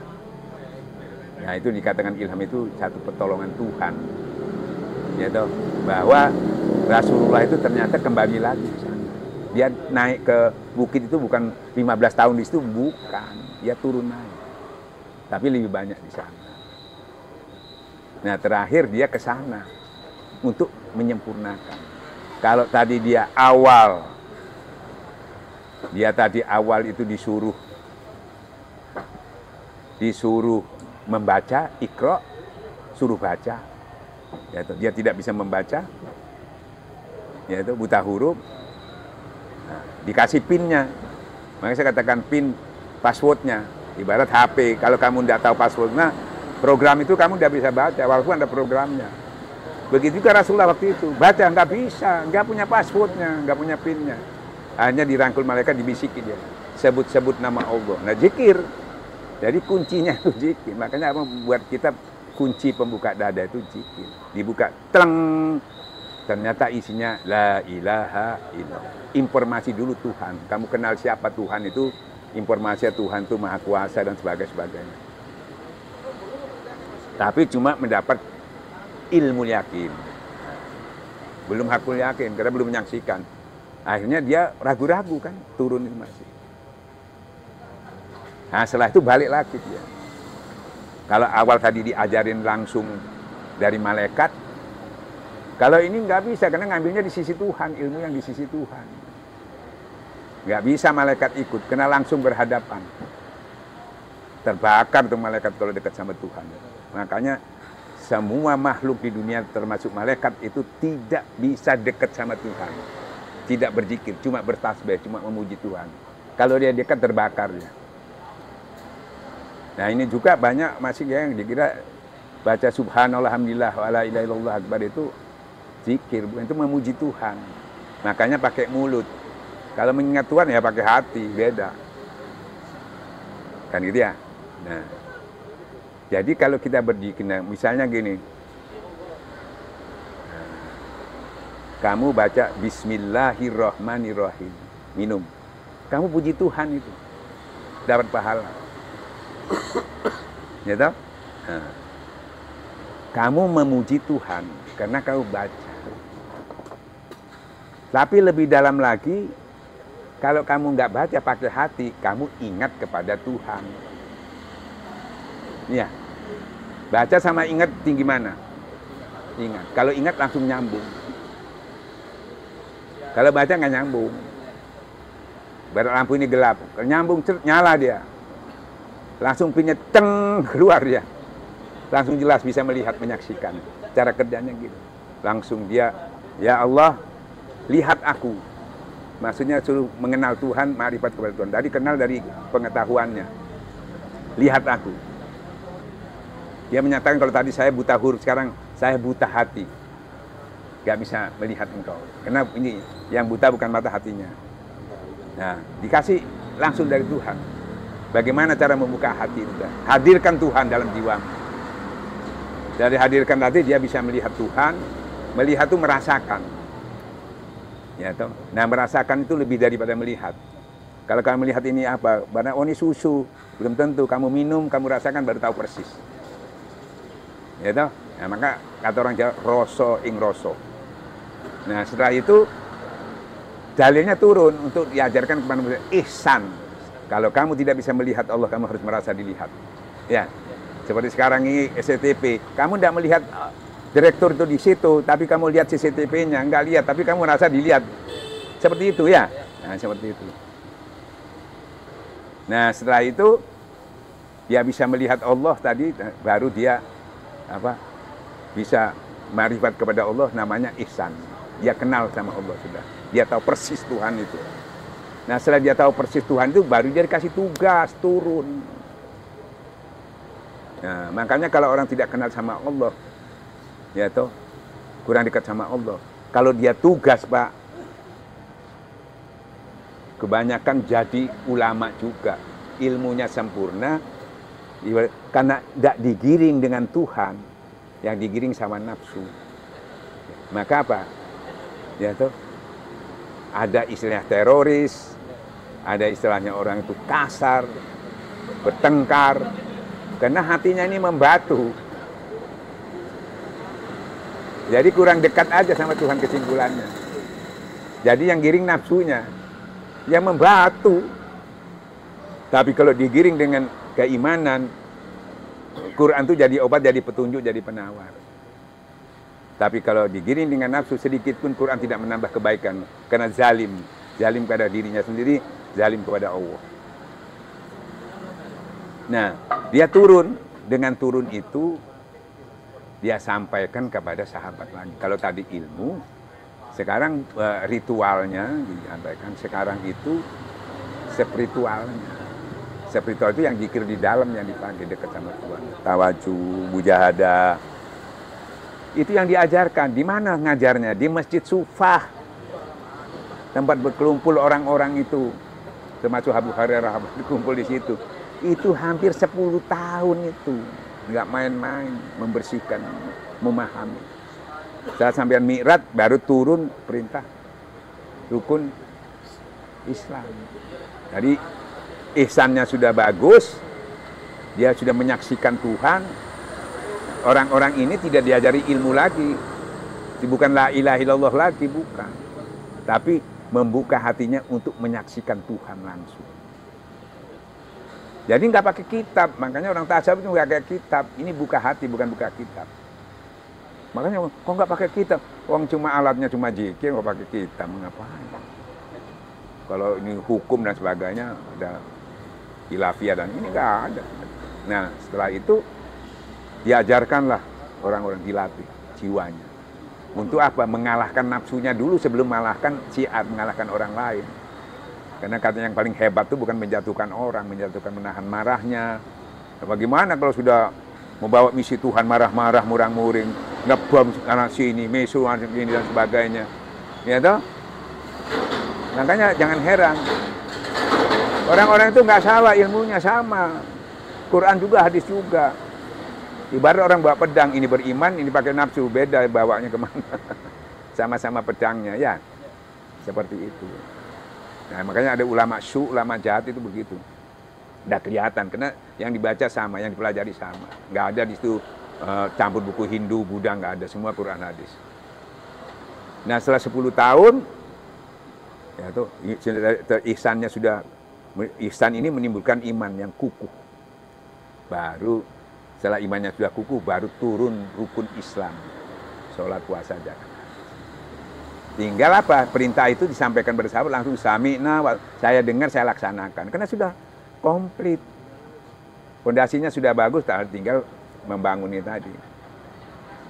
Ini enggak, imannya belum, ini langsung suruh cinta sama Allah. Dekat aja belum, suruh cinta sama orang aja nggak bisa. Suruh ikhlas, suruh ridho. Ini prestasi Nabi yang diajarkan, bukan pelajarannya Nabi. Kalau Nabi kita lihat mulai belajar apa, kita tiru. Ternyata belajar zikir dulu. Belajar kenal dulu sama Tuhan, belajar Tuhan. Makanya semuanya secara saat itu Bismillahirrahmanirrahim. Kamu ingat dulu, dekat dulu sama Tuhan. Yang pengasih, penyayang. Makanya orang zikir itu tentram hatinya karena dikasihi, disayangi. Kenapa dalilnya bisa tentram? Karena dikasihi, disayangi. Kita aja kalau mengasihi orang, menyayangi, ya tentram dia. Ya, baik itu istri, baik itu burung, baik itu macan. Apalagi orang, apalagi istri, apalagi lagi anak. Itu dimulai sama situ. Nah, orang ini langsung belum jilid 1, jilid 3, jilid 4. Gak bisa. Belum zakat, belum apa, mulai dari sholat, zakat, belum haji. Pulangnya tambah mardut. Ada. Ibarat kita bangun rumah ya, fondasinya dulu, baru tiangnya sholat. Baru zakat, gentengnya supaya teduh. Ya. Setelah itu baru apa? Puasa. Menahan nafsu. Ya toh. Nah, karena kuncinya di situ rusak semua kalau ya, biar rumahnya bagus, pondok sholatnya kalau sudah nafsu rusak semua. Setelah nafsu ya. Nafsunya sampai dia bulan puasa itu diadakan. Nah, setelah nafsunya mutmainnah, nah, jadi nafsu mutmainnah dia tenang, nafsunya sudah bisa dikendalikan. Baru dia dapat undangan dari wahai nafsu mutmainnah irji, kembalilah ke bulan Tuhan. Nah itu haji. Haji itu diundang dia ke Mekah. Diundang ke sana. Nah, diundang apa? Yang tadi dia memerangi nafsu, sekarang belajar memerangi setan. Nah, di sana kan melamar setan. Kalau bulan puasa kita memerangi nafsu. Nah, ke haji memerangi setan. Nah, makanya dilempar setan. Menang. Karena kita bersama Allah memeranginya. Di Arafah kita bersama Tuhan, baru berangkat ke Musdalifah memerangi setan. Karena bersama Allah mesti menang. Dengan menang itu pulangnya dia pamitan. Tawaf apa? Apa? Wadah. Mau pulang. Menyampaikan pamit sama Allah. Sambil memuji Tuhan. Subhanallah, alhamdulillah. Kenapa dia puji? Kita puji atas kemenangan melawan setan tadi. Jadi kita puji Allah atas menolong kita memerangi setan tadi, menang. Nah, hadiahnya di mana? Persis di tempat apa, tempat coklat itu apa, Pak? Kalau tawaf itu ada tempat coklat itu apa? Rukun Yamani. Di sana hadiahnya mana? Rabbana atina fid dunya hasanah. Itu hadiahnya di situ. Nah, setelah selesai apa? Sa'i. Ya. Sa'i itu gini, setelah selesai kamu haji, jangan lupakan duniamu. Nah, sa'i itu dunia. Tapi kamu kejar berserta syiar. Jangan kamu kerja itu nggak pakai syiar. Kita kerja di kantor, syiar itu watawasau bil haq, watawasau sober. Entah di kantor, dari pasar, dari mana. Sambil syiar, Pak. Kan gitu ya. Nah, terus baru tahallul. Ya toh. Menghadapi manusia banyak tawakalnya. Ya toh. Menyerah kepada Tuhan. Ya toh. Karena menghadapinya itu kita mudah emosi. Jadi kita banyak tawakal kepada Allah, serahkan kepada Tuhan. Selesai kan, pulang. Nah, pulang ada lagi yang ditekan sama Allah. Jangan kamu seperti orang-orang Badui zaman dahulu. Kalau habis haji itu ngumpul, selalu menyampaikan dengan keras, dengan meyakinkan orang untuk membanggakan keturunannya, kedudukannya. Kata Allah, jangan lagi. Full zikir kepada Allah. Jadi kamu pulang dari sini sudah tidak bergantung, tidak membanggakan nenek moyangmu, tidak membanggakan kekuasaanmu, tidak menggandakan kehebatanmu, tapi full semuanya Allah. Udah jangan lagi kamu macam-macam dengan manusia. Udah. Jadi baru itu haji mardud, mardud. Kalau enggak jadi mardud, bukan mabrur.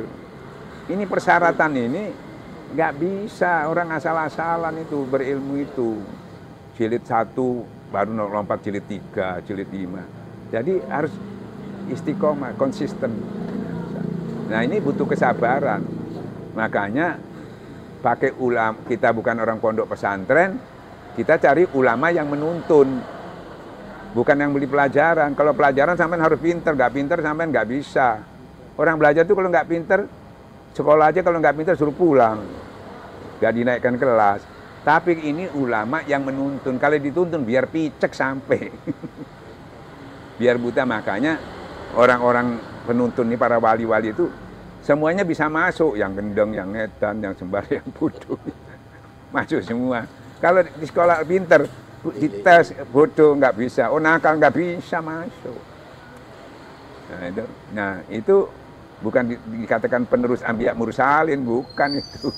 Ini kiai berpun rokok. Gara-gara murid. Akhirnya nanti itu dipending sama itu. Kena pending sama menolak itu. Yang nakal tambah nakal, yang bodoh tambah bodoh.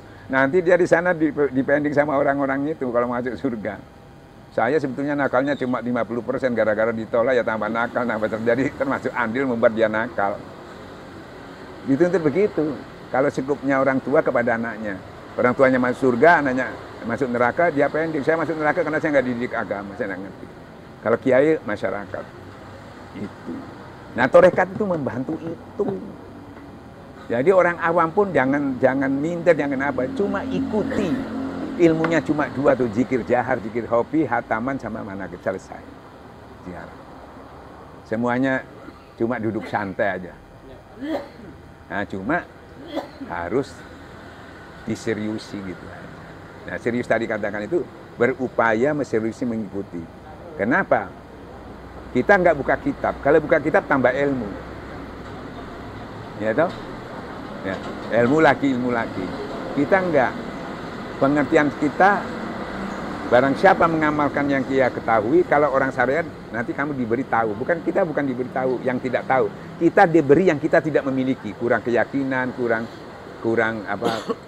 serius, kurang istiqomah. Itu kita diberi itu, bukan ilmu lagi. Kalau ilmu lagi bapak ilmu lagi. Nanti kata Gus Dur itu tulisan dongeng, nulis. Nah, dan kita nggak cerita lagi, sering menceritakan apa? Kadang-kadang kita itu sering cerita. Jadi tukang cerita. Yang diceritakan para wali sakti, gurunya diceritakan hebat. Tapi dia nggak hebat, itu tukang cerita. Saya waktu di mana itu ya? Di Gorontalo tadi mana? Apa itu? Dibawa ke makamnya wali-wali. Ini hebat wali, ini Ustaz, gini wali, gini. Sampean yang hebat harus sampean, sekarang sudah ganti harus sampean yang hebat. Kalau cerita tuh anak kecil juga bisa, saya bilang gitu. Ya, kalau cerita orang lain itu, orang lain dia yang berhasil, bukan ente yang berhasil. Nah, kita tiru dia apa yang dilakukan oleh beliau itu. Gitu. Nah, ini jadi tukang dongeng aja. Buka buku tasawuf. Itu hasilnya orang Riyadhah ditulis. Kamu cuma baca. Ya nggak dapat apa-apa, cuma dapat pengetahuan. Tapi hasilnya itu bukan hasil kamu, hasilnya orang yang Riyadhah. Plagiat itu. Kamu harus punya hasil dari ilmu itu tadi. Jadi bukan dibaca, diamalkan, kamu akan mendapatkan bukan hasilnya orang. Itu kan hasilnya orang yang sampai ceritakan. Hasilmu mana? Nah, jadi kita tidak, orang tua kita hebat, kecapai, tidak ada urusan. Bukan pakai kehebatan orang tua, bukan kehebatan di hasil karya kamu. Makanya barang siapa mengamalkan yang dia ketahui akan ditambah yang dia tidak memiliki. Bukan ilmu lagi. Kalau saya menjelaskan kalau syariat tambah ilmu lagi, kalau saya enggak. Kita butuh keyakinan, kita butuh hidayah. Itu yang jadi hasil daripada ilmu yang diamalkan itu tumbuh. Ibaratnya gini, barang siapa menanam bibit yang baik, tanahnya subur, siramannya baik, yang nanam ahli, ya toh, katakan buah jeruk, ya toh, keluar dahannya, keluar daunnya dan sebagainya. Ya, itu hasil karya kita.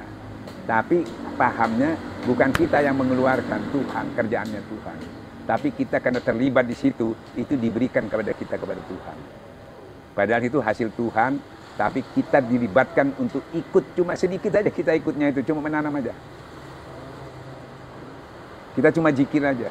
Nanti tumbuh khusyuk, tumbuh ikhlas, tumbuh ridho. Itu tidak usah dicari itu. Nah, orang kalau tidak ada tanaman cari. Nah, akhirnya dia beli punya orang lain, hasil orang lain. Hasil orang lain ya mudah. Ini hasil kita. Ya akan cuma menunggunya sampai berbuah itu butuh waktu. Butuh kesabaran. Ini kadang-kadang baru ditanam minta buahnya. Nah, disitulah kita suruh sabar. Ada dalilnya, bersabarlah kamu duduk-duduk bersama orang yang mengharapkan ridhonya Allah pagi dan petang. Jangan kamu palingkan pandanganmu kepada majelis itu, jangan pikiranmu ke dunia. Jangan dilalaikan kamu, fokus kepada guru, kepada majelis. Jangan kamu ikuti orang-orang yang hatinya lalai. Jangan, dalam posisi kita memperbaiki menghadap Tuhan. Ibarat kamu kalau menghadap bosmu, diajak bicara kamu noleh gini, mangkel. Iya toh? Cik, kurang ajari, kita ngomong kok noleh ini, tidak ngereken. Padahal apa takai hadiah aja gitu ya. Kasih itu. Noleh. Jangan kamu palingkan pandanganmu kepada guru kamu. karena perhiasan dunia. Kenapa? Di sisi Allah itu lebih baik daripada isinya dunia. Cuma kamu belum menikmatinya, belum merasakannya, belum bisa membedakan. Makanya biar disuruh pun, karena kamu belum mengimani secara utuh, kamu belum merasakan, walaupun belum punya, istilahnya kamu punya uang juga di dunia ini, kamu belum merasakannya kalau masih taruh di bank. Apa yang kamu rasakan? Sama aja kan? Sekarang uangnya masih di sisi Tuhan, doa malah aman. Biar kamu punya banyak juga, uang 1 triliun tapi taruh di bank, apalagi di Swiss, terus kamu merasakan apanya?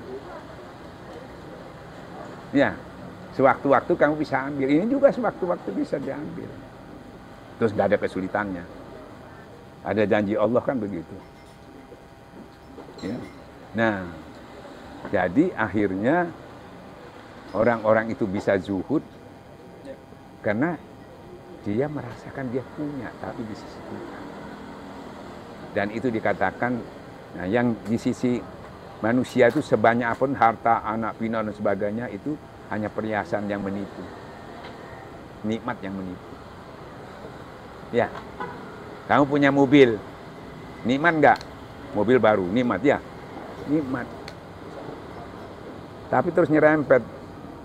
Pertama kamu alhamdulillah, terus nyerempet ngomong apa? Mesu. Nikmat yang menipu itu. Dan nyarinya susah. Pakai modal aja belum tentu dapat. Nah ini ada nikmat sini gratis. Nah, tinggal nge-on kan aja. Dan nikmat ini bisa dibawa nikmatnya sampai ke liang lahat, sampai ke akhirat.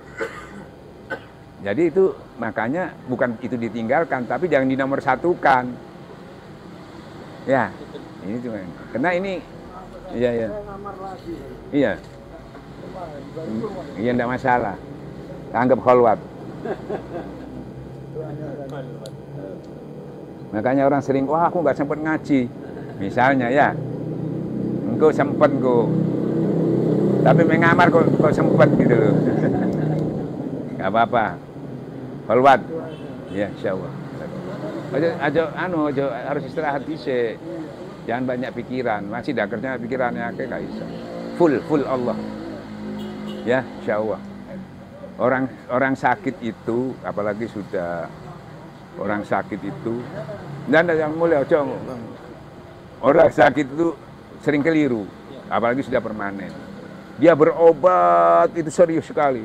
Rumah dijual kalau perlu ke Amerika sana, ke Jerman, itu sembuh. Ya toh?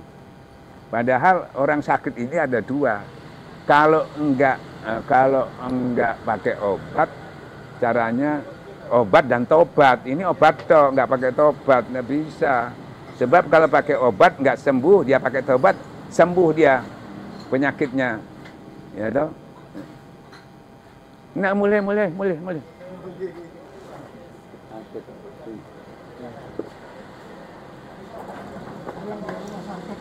Iya.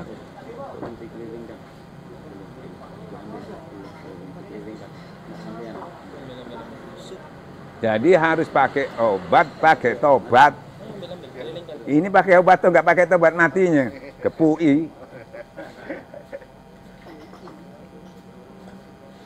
Ini enggak, obatnya serius. Kalau perlu jual rumah, waktu berapa bulan aja kalau mau sembuh mau dia di situ. Tapi suruh tobat, aduh, sejuta gak gelem. Padahal kalau enggak dia sembuh ya mati. Kalau dia sembuh alhamdulillah, kalau mati alhamdulillah. Karena sudah disiapkan tobatnya gitu. Dua-dua harus dipenuhi. Makanya kita kalau ada orang sakit, kita datangi, kita talkin. Jadi tobat itu pertama kita harus dekat sama Tuhan. Kalau enggak dekat sama Tuhan bukan tobat itu. Bukan tobat. Jadi, tobat. Bukan tobat. Sebab dia nggak tahu persis Tuhan itu, dia nggak tapi takut. Di sini ada jagoan misalnya. Saya dikasih, saya nggak tahu bahwa itu jagoan. Saya nggak takut. Dikasih tahu juga sama orang misalnya takut juga, tapi nggak seberapa takut. Tapi kalau saya tahu sendiri dia jagoan, pernah nyembelih orang, pernah ditawar orang menang, baru saya takut. Makanya harus kenal terus sama Tuhan baru takut betul. Masih gak dikon tobat dewe kon. Makanya orang-orang tasawuf itu tidak disuruh tobat sama Abah Hus Abah. Kalau orang biasa belajar tasawuf di tempat orang-orang yang nggak sempurna tasawufnya, suruh tobat dulu. Kalau Abah enggak, suruh dekat dulu, suruh kenal dulu. Setelah kenal kamu baru takut sama Allah, baru kamu tobat. Jadi tobatnya nggak disuruh. Kalau ini suruh tobat dulu. Bagaimana belum kenal, belum takut suruh tobat? Makanya kalau kiai sudah kenal, yang belajar suruh tobat dulu nggak masalah, dia sudah kenal sama Tuhan, beda. Kalau orang biasa enggak. Jadi zaman dulu itu syaratnya tobat dulu. Nah syarat ini dipakai kepada orang biasa, keliru. Itu harus sama kiai, karena dia sudah kenal Tuhan lewat keilmuan. Jadi syaratnya dia harus lebih berat. Orang awam jangan. Tobat gimana Pak? Saya nggak bisa Pak, nggak ngerti tobat itu kayak apa. Suruh berhenti, jangan. Kalau tobat itu misalnya harus mencari yang halal. Aduh saya masih preman ini, nggak bisa Pak. Saya masih preman, cari yang halal, yang haram aja susah Pak. Cari yang haram ini tawuran dhisik jan ini. Aduh nyawa, aduh sembarang. Utang ngono sik mari Pak ngono. Ya ini. Gak bisa. Suruh zikir dulu. Suruh dekat dulu sama Tuhan. Supaya dia melakukan sesuatu itu, yang memperbaiki dirinya itu tadi, dia aman, tidak ada yang ngawal. Seperti sampean disuruh ke sana. Banyak bajingannya sana. Tapi saya harus ke sana. Sampean itu pasti sampai di jalan didang teman ya. Tapi kalau ada yang ngawal, misalnya polisi ya, aman, ini ngawal dulu. Wah ini enggak, belum sampai, waduh, kok tambah kalaan gini kan, kok kalah terus ya, enggak dikawal, harus dikawal. Kok sampean manusia, Nabi itu dikawal. Coba Nabi Musa itu disuruh, kamu datang ke Firaun, supaya dia kamu menyampaikan kebenaran. Takut, bayang Nabi takut. Jangan lupa kamu zikir. Ayo berangkat ke sana. Saya takut karena kejamnya kayak gitu. Takut tuh. Kalian bisa bayangkan kalau sudah Nabi takut kayak apa itu dah. Apalagi kita. Dikasih teman Harun untuk menemaninya, dikasih tongkat. Tetap takut. Kenapa kamu takut? Berangkat, aku kan bersama kamu. Nah itu yang saya minta, bersama engkau. Gak ada tongkat, gak ada Harun, gak apa-apa, asal bersama Allah. Harus gitu memahaminya. Ya toh? Nah itu dikawal sama Tuhan menghadap Firaun itu. Bukan itu cuma syarat aja, cuma menyampaikan kebenaran, tidak memutuskan dia melakukan. Dia cuma menyampaikan prosedur. Ya dikejar lari itu. Yang menyelesaikan siapa? Allah, Pak. Cuma persyaratannya kamu yang melakukan. Tapi tetap Allah yang menyelesaikannya. Kita harus begitu, jangan kita juga yang menyelesaikan, lalu capek. Jadi kita setelah musyawarah dengan diri kita, setelah musyawarah dengan masalah, baru serahkan kepada bertawakal, nanti Allah yang ikut menyelesaikannya. Kalau kita nggak pakai musyawarah terus, nah itu sombong. Kayaknya Tuhan tidak akan membutuhkan. Nah, makanya akhirnya orang sering kesulitan itu tadi. Jadi setiap masalah, jangan masalahnya yang dihusui. Allah yang dihusui itu yang menyelesaikan masalah yang harus dihusui. Kita tidak husuknya sama masalahnya, kadang-kadang yang menotoli ini. Nah itu dilatih, terus dilatih. Lama-lama paham, oh begini. Ya, nah itu yang bisa sampaikan, mudah-mudahan. Akhirnya ilmu ini sedikit sekali cuma zikir, tetapi ringan diucapkan. Kalau ditimbang 7 petala langit, 7 malam lebih berat. Gitu. Jangan nanti berat, misalnya berat dilakukan, tapi timbangannya ringan. Jadi bukan hanya harus banyak, bukan, biar sedikit, tapi dia kualitas. Yang itu yang diminta. Kan gitu ya. Nah, makanya ukurannya Ya, toh. Allah memberi kepada manusia supaya mendapatkan nilai tinggi, diberi yang ringan, yang timbangannya tinggi. Nah, itu yang kita diberikan secara umum. Dan semua itu tidak ada yang bisa mengatakan nggak bisa. Kalau sama dibaca ayat kursi nggak hafal, boleh sama ngomong. Tapi kalau cuma zikir la ilaha nggak bisa, ya kena menen. Lunas sudah. Ya tak? Jadi nggak ada alasan kita nggak bisa. Kalau dikatakan, kan kita suruh baca Quran, apa bukan Quran itu? Apa itu ada di buku Mahabharata? Itu ada di Quran, berarti Quran. Ada orang baca kulhu aja yang bisa, kulhu diringkas lagi jadi la ilaha illallah. La ilaha diringkas lagi dari ismu zat. Kan gitu ya. Nah, kalau ditanya Allah di mana? Kalau di Quran ada dekat di sini. Ada yang mengatakan di Ars dan sebagainya. Allah mau di mana aja terserah, dia memberi informasi. Tapi bagi orang tasawuf ada di mana? Ada di ingatannya. Kalau dia lupa nggak ada, kalau dia ingat ada. Ayo, udah ya. Jam berapa nih? Oh iya. Udah, pulang aja malam.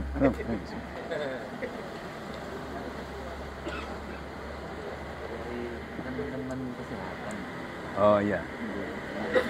Ya mudah-mudahan saya sampaikan lagi. Kalau sudah ditorekat di tasawuf ini, ukurannya bukan kiai lagi. Ya toh.